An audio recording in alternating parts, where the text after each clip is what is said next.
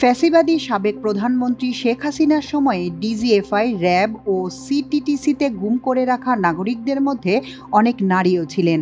গুম করে পুলিশের বিশেষ cell counter terrorism and transnational crime সিটিটিসির গোপন কক্ষে নিয়ে নারীদের নির্যাতনের বিষয়ে গুম কমিশনের প্রকাশিত প্রতিবেদনে বলা হয়, নির্যাতনের কারণে অনেক নারী স্থায়ীভাবে পঙ্গু হয়ে গেছেন। প্রচণ্ড নির্যাতন করার সময় একটার পর একটা যন্ত্র ভেঙে যেত। একটি যন্ত্র ভেঙে গেলে আরেকটি দিয়ে ব্যাপক শারীরিক নির্যাতন চালানো হতো। তারপরও নির্যাতন চলত। বেশিরভাগ সময় অজ্ঞান হয়ে পড়তেন নির্যাতনের শিকার নারীরা। নির্যাতনের ভয়াবহতা দেখে অনেক সময় নারী কর্মকর্তারা কান্না করতে করতে রুমের বাইরে চলে যেতেন। গুম, খুন করার পর জড়িতদের পুরস্কার হিসেবে নগদ টাকাও দেয়া হতো। গুম কমিশনের প্রকাশিত অন্তর্বর্তী প্রতিবেদনের ৬ষ্ঠ অধ্যায় এসব তথ্য উঠে এসেছে। গত ২৩ জুন ওই অধ্যায়টি প্রকাশ করে গুম কমিশন। গুম কমিশনের রিপোর্টে বলা হয়, স্বৈরশাসকদের ক্ষমতা পরিবর্তনের সময় নিরাপত্তা বাহিনীর সাবেক প্রধানদের বিরুদ্ধে দ্রুত ও সহিংস প্রতিশোধমূলক ব্যবস্থা নেওয়া হয়।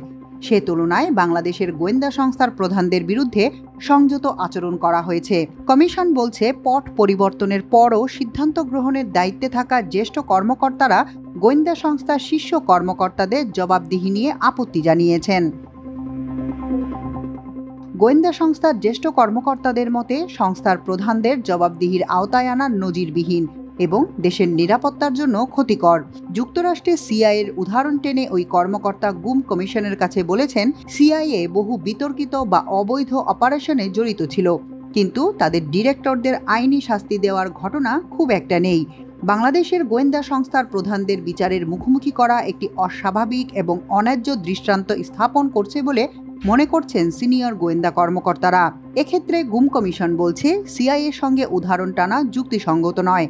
তুলনা হতে পারে সাদ্দাম হোসেনের পরবর্তী ইরাক বা গাদ্দাফির পতনের পর লিবিয়ার সঙ্গে। বাহিনীগুলো এত সব গুরুতর অপরাধ করেও দীর্ঘমেয়াদী নীরবতা বজায় রেখেছে, কারণ শেখ হাসিনার সময়ে নিরাপত্তা বাহিনীগুলো এগুলোকে অপরাধ হিসেবে বিবেচনা করত না, বরং প্রাতিষ্ঠানিক সংস্কৃতির অংশ হিসেবে গুম, খুন, ক্রসফায়ার স্বাভাবিক হয়ে উঠেছিল। গুম ও খুনের পর নিরাপত্তা বাহিনীর কর্মকর্তাদের পুরস্কার স্বরূপ নগদ অর্থ দেয়া হতো। নির্দেশ মতো অর্ডার পালন না করলে সৈনিক কিংবা তুলনামূলক তরুণ অফিসারদের মেরে ফেলা কিংবা কঠোর শাস্তির আশঙ্কা থাকত বলে কমিশনে দেয়া জবানবন্দিতে জানিয়েছেন সেই সময়ে র্যাবে প্রেষণে যাওয়া কর্মকর্তাদের কয়েকজন। র্যাব ইন্টেলিজেন্সে থাকাকালে এক বন্দী সেফ হাউস থেকে অল্প সময়ের জন্য পালিয়ে গেলে জীবন ঝুঁকির মধ্যে পড়ে যায় ওই সৈনিক ও তরুণ অফিসারের। পরে অবশ্য বন্দীকে আবারও ধরে নিয়ে আসা হয়। এরপরই ওই বন্দীকে হত্যা করা হয়। র্যাবের বর্বরতার জন্য কুখ্যাত ছিলেন সিনিয়র এক কর্মকর্তা। তার নাম উল্লেখ না করলেও র্যাবে শেখ হাসিনার সময় ইন্টেলিজেন্স ইউনিটে কুখ্যাত সিনিয়র কর্মকর্তা ছিলেন লেফটেন্যান্ট কর্নেল জিয়াউল আহসান ও লেফটেন্যান্ট কর্নেল মুজিব। শেখ হাসিনার সরকারের পৃষ্ঠপোষকতায় গড়ে ওঠা নিরাপত্তা বাহিনীগুলোর কাঠামো ও তার ভেতরকার চুক্তিগুলোর প্রকাশ্য পুনঃমূল্যায়ন করা জরুরি বলে মনে করছে কমিশন। সেই সঙ্গে জঙ্গিবাদ বিরোধী বয়ানের সঙ্গে কিভাবে দীর্ঘমেয়াদে বিদেশি প্রশ্রয় এবং সহায়তাকে চালু রেখেছিল তা অনুধাবন করতে না পারলে প্রতিষ্ঠানগুলোর নিপীড়নের মাত্রা ও সে সময়কার পরিস্থিতি বোঝা যাবে না এবং দীর্ঘদিনের প্রশ্নহীনতারও অবসান ঘটবে না বলে অভিমত দিয়েছে গুম কমিশন। ২০২৫ সালের ৬ জানুয়ারি আন্তর্জাতিক অপরাধ ট্রাইব্যুনাল আইসিটি গুমের সঙ্গে জড়িত থাকার সন্দেহে ১১ ব্যক্তির বিরুদ্ধে গ্রেফতারি পরোয়ানা জারি করে। এদের মধ্যে রয়েছেন ডিজিএফআই এর সাবেক মহাপরিচালক ও পরিচালক lieutenant general Mohammad Akbar Hossain, major general Mohammad Saiful Abidin, lieutenant general Mohammad Saiful Alam, lieutenant general Mohammad Tabrez Shams Chowdhury, major general Hamidul Haque, brigadier general Mohammad Touhidul Islam. এই জেনারেলরা যখন ডিজিএফআই নেতৃত্বে ছিলেন তখন brigadier Azmi, lieutenant colonel Hasin, রাষ্ট্রদূত মারুফ জামান এবং আরও অনেককে আয়নাঘরে আটক রাখা হয়েছিল। আয়নাঘরের কার্যক্রম ডিজিএফআই এর অধীনে পরিচালিত হয়, যার নেতৃত্বে থাকেন মহাপরিচালক ও ডিজিএফআই এর সিটিআইবির পরিচালক সরাসরি জেআইসির তত্ত্বাবধানে থাকেন। ওই কর্মকর্তাদের সময়ে যে গুম সংঘটিত হয়েছে তা এই জেনারেলদের সরাসরি তত্ত্বাবধানে হয়। স্কুল অব ইনফ্যান্ট্রি অ্যান্ড ট্যাকটিক্সের commander major general Kabir Ahmed কমিশনকে জানান, ডিজিএফআইতে সিটিআইবির ডিরেক্টর থাকাকালে তিনি নিজে ব্রিগেডিয়ার আজমির বিষয়ে গোয়েন্দা সংস্থাটির দুজন মহাপরিচালক লেফটেন্যান্ট জেনারেল সাইফুল আলম ও লেফটেন্যান্ট জেনারেল আহমেদ তাবরেজ শামস চৌধুরীর সঙ্গে আলোচনা করেন। প্রাপ্ত তথ্য অনুযায়ী গ্রেফতারি পরোয়ানা জারির আগ পর্যন্ত অভিযুক্তদের অনেকেই ঢাকা ক্যান্টনমেন্টে অবস্থান করছিলেন।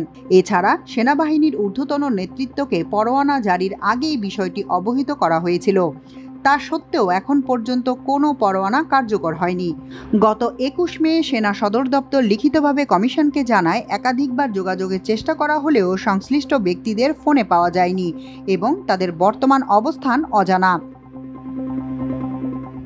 যেসব কর্মকর্তা 2025 সালের জানুয়ারিতে ক্যান্টনমেন্টে ছিলেন, কিভাবে ক্যান্টনমেন্ট থেকে পালিয়ে গেছেন তা নিয়ে প্রশ্ন তুলেছে গুম কমিশন। কমিশন বলছে, আইসিটি থেকে সেনাবাহিনীর ঊর্ধ্বতন কর্তৃপক্ষকে পরোয়ানা জারির বিষয়ে জানানো হয়েছিল, কিন্তু ঊর্ধ্বতন এসব কর্মকর্তার বিষয়ে সতর্ক করার পরও তাদের পালিয়ে যেতে বাধা দেওয়া হয়নি। বলা হয়েছে, তাদের মধ্যে অন্তত 3 জন অবসরোত্তর ছুটিতে ছিলেন।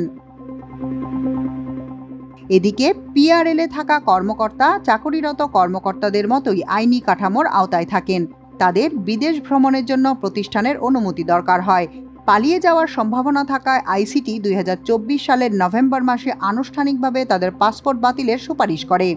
স্বরাষ্ট্র মন্ত্রণালয় সেই সুপারিশ অনুমোদন করে, কিন্তু তারপরও এত উচ্চ পর্যায়ের ব্যক্তিরা যদি কোনো পরিণতি ছাড়াই বিচারের আওতা থেকে পালিয়ে যেতে পারেন, তাহলে হয়তো প্রতিষ্ঠানের ভেতরে জবাবদিহির চরম অনীহা রয়েছে বলে নিরাপত্তা বাহিনীর ভেতর থেকে অনেকে গুম কমিশনকে জানিয়েছেন। প্রতিবেদনে আরও বলা হয়, অভিযুক্ত এসব জেনারেলের পালিয়ে যেতে দেওয়ার কারণে ক্ষতিগ্রস্ত হয়েছে ভুক্তভোগী পরিবারগুলো। গভীর প্রাতিষ্ঠানিক ক্ষতির সৃষ্টি করছে নিরাপত্তা বাহিনীগুলোর ভেতরেও। শেখ হাসিনা গুম ও খুনের প্রাতিষ্ঠানিক রূপ দিয়েছিলেন। সর্বোচ্চ স্তরে ছিলেন শেখ হাসিনা, শেখ হাসিনার নিরাপত্তা উপদেষ্টা অবসরপ্রাপ্ত মেজর জেনারেল আতিক আহমেদ সিদ্দিক, সাবেক স্বরাষ্ট্রমন্ত্রী আসাদুজ্জামান খান কামাল ও কয়েকজন শীর্ষস্থানীয় কর্মকর্তা। তারা গুম, অপহরণ ও বিচার বহির্ভূত হত্যার আদেশ দিতেন বলে প্রতিবেদনে উঠে এসেছে। মাল্টিমিডিয়া ডেস্ক, আমার দেশ।